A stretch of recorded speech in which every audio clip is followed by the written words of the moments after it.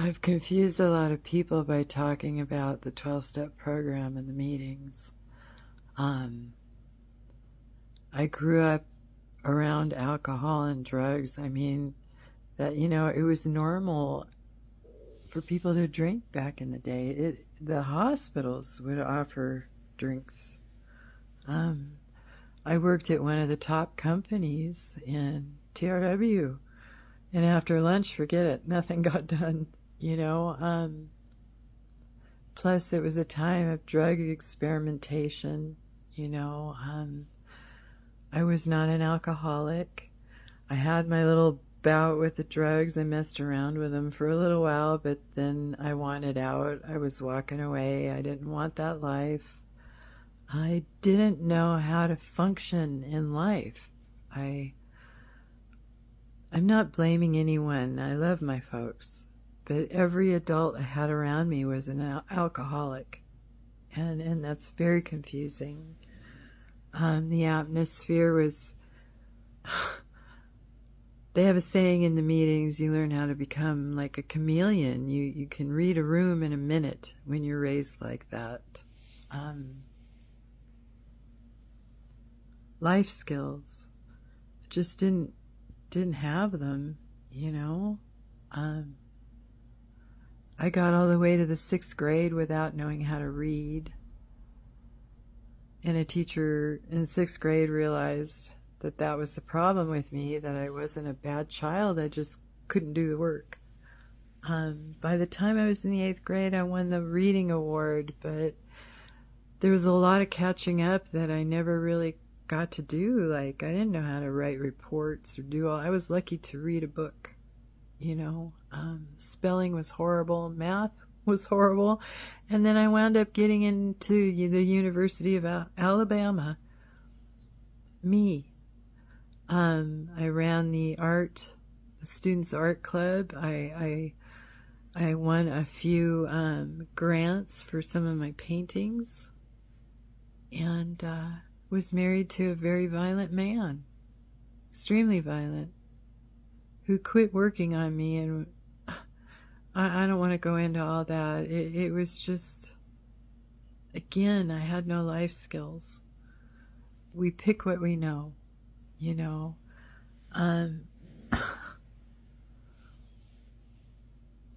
I grew up being hit with a belt and anything else that my mother could find. God bless her heart.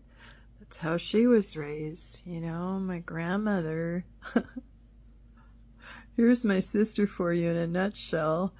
When she was born, her blood was fighting my mother's blood. So I had to stay with my grandma. Well, when they both got back to the house, I had been the baby forever, right? And I'm outside playing, and my grandmother comes out there with a switch and just lays into me, right? And I'm like, what did I do? And it was like that. I woke Jennifer up, my sister. I'll say her name, screw it. I woke her up, pissed everybody off, and it was like that from the day she was born. I was in trouble, constant trouble. And she was a fighter, boy. She wouldn't sleep. She would hold her breath and pass out. She'd throw these fits. My dad had a friend that would come over just to argue with her before she could even speak, because she liked to bicker, right? She was a cute baby, though. But, I grew up in a lot of dysfunction, and a lot of us did. So I got involved in CODA, which is codependence, alcoholic children, children of alcoholics. I was involved in a lot of those groups. Here's when things changed for me.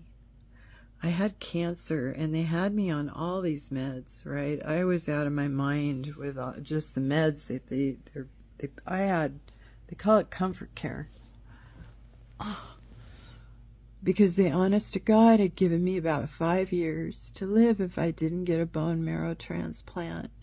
What I wound up doing was going out in the middle of the desert and getting off everything.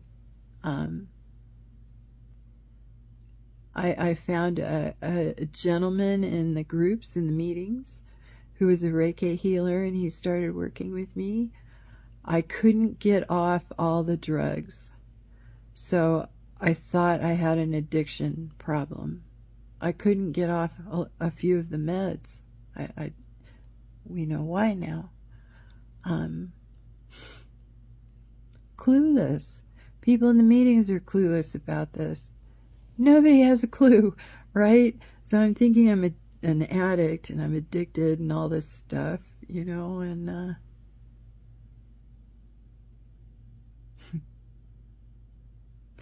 my mother-in-law was well known in Wyoming for addiction treatment. She was published counselor, and the first woman in that state to get an award. Say, I forget what the award was, but it was a big deal, and she used to tell me all the time that I wasn't an addict. But here I am going to 12-step meetings, right? Well, I built a support group with people who were in 12-step meetings, and I was extremely active. I was in charge of some of the campouts. I did area. I helped them rewrite part of the big book. Just, involved in world. I talked in a few places. But, I didn't realize that what I was suffering from was different.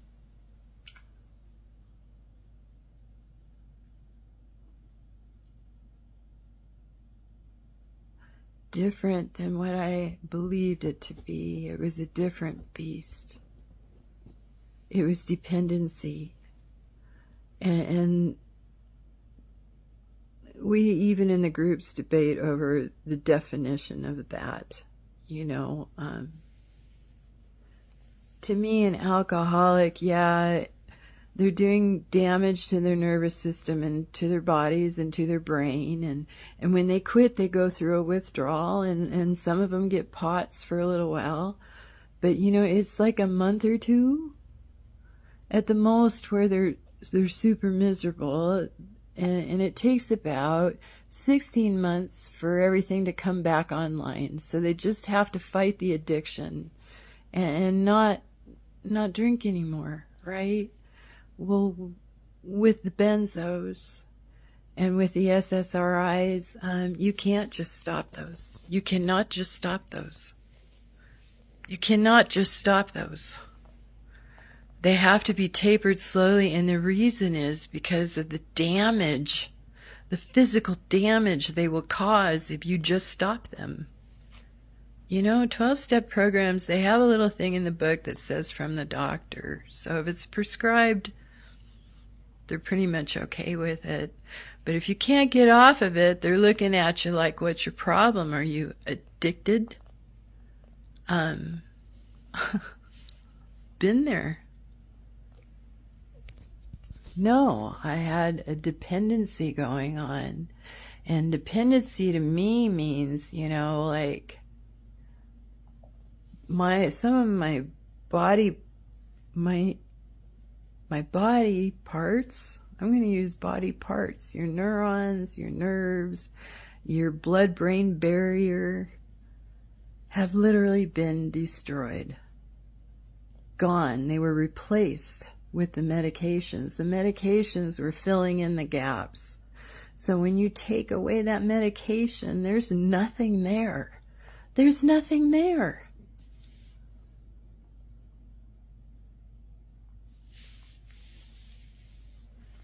Alcoholics still have their transmitters and their blood-brain barrier. It's a little damaged and beat up, but give them a good year and a half and most of them will be okay. I'm real familiar with addiction. I've been surrounded with it my whole life, and it's taken so many of my family members away from me. So many.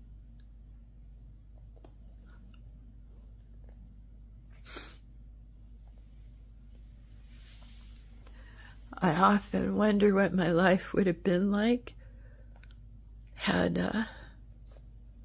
the drugs and the alcohol and the pharma crap not ever happened, you know.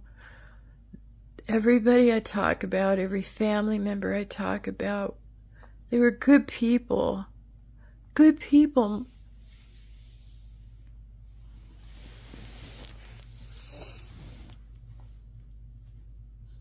They just changed like I did. This stuff changed me, and I didn't even realize how much, you know. And then when it went paradoxal on me, I was out there playing Robin Hood, you know. I shaved my head, and I was hanging out with the homeless down by the riverbed, trying to save people from the fire. I was helping myself to groceries, because in my head, I didn't think there was anything wrong with it. I thought these people needed to eat, right? The whole place was on fire out here, and I think that's why I didn't get in trouble or get caught, because I really, in my heart, thought it was okay for me to go to the store and leave without paying, because I didn't have any money. I had lost my job. I couldn't even go to work anymore. I was out of my mind. My friends were like, what the hell's wrong with her, right? I understand why they would think I was using or I was crazy, but I thought they cared more than they did, you know. Damned if I didn't become a punching bag. They encouraged my husband, all his behavior. I mean, you know, you hang out in a barber shop, you're going to get a haircut, so be careful who you hang around. You know, they also say in the meetings, if you're going to look up to someone, follow them home, make sure they're living the talk, you know, walking the walk.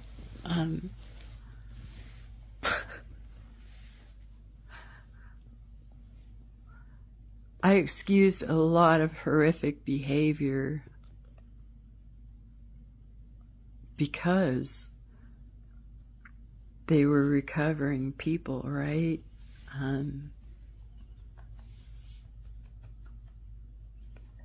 So again, I had myself surrounded with people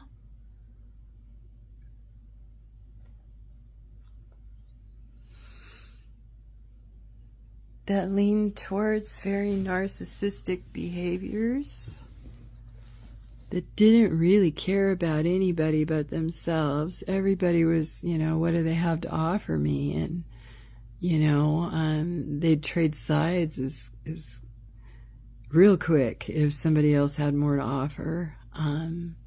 They did things I didn't approve of. I overlooked and just tried to block out so much. And I don't want to live like that anymore. I don't have to.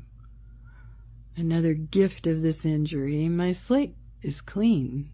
I can choose who I want to let into my energy now.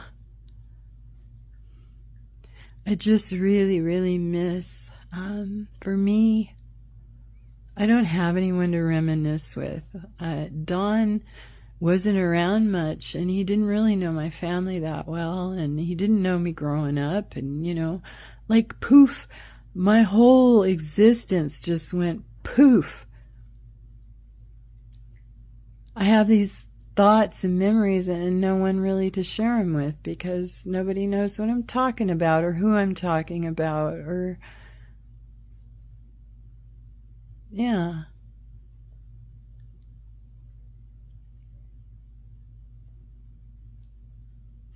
Calling myself an addict, and there are very few people on this planet that can tell you they've seen me loaded.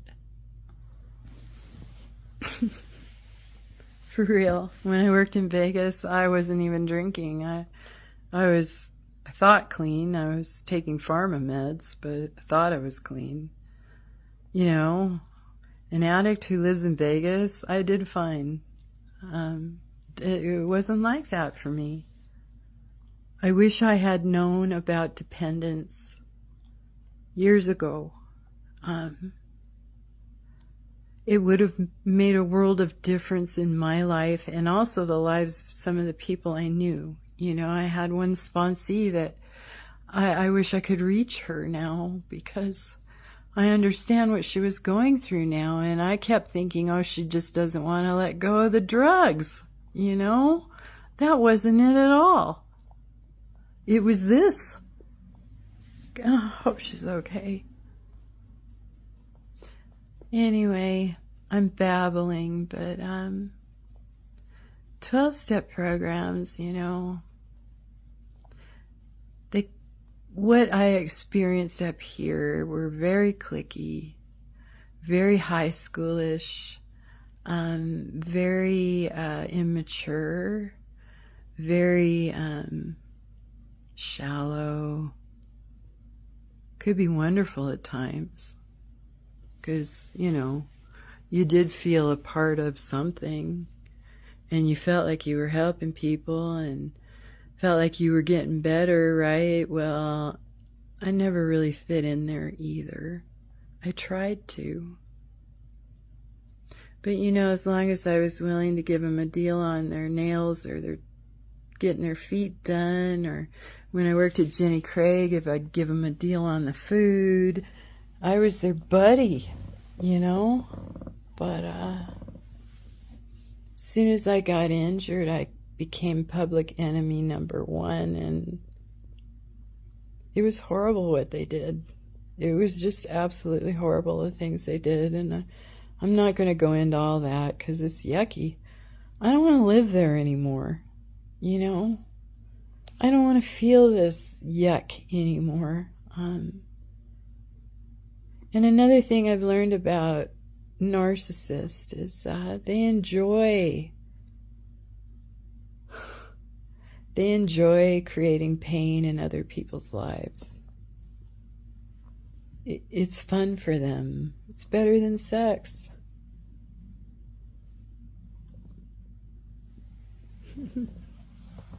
I'll be damned if I'm going to have sex with any of them.